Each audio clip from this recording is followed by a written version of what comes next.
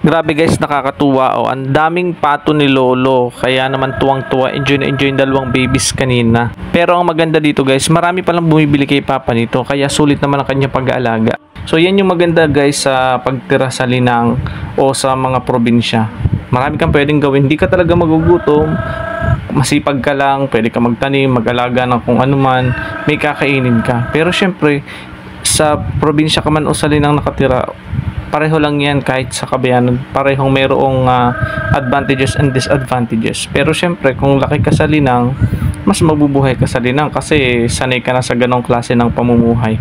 Pero syempre, ang tao, kahit saan mo yan ilagay, kapag ka masipag ka talaga, madiskarte ka sa buhay, mabubuhay ka kahit saan kang klase ng lugar ilagay. Ibig sabihin guys, wala yan sa lugar na kinilalagay natin. Nasa sa tao kung paano natin gusto tayong mabuhay.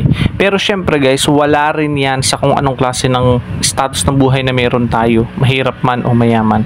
Ang mahalaga kung paano tayo naging mabuting tao. Yun lang guys, follow for more.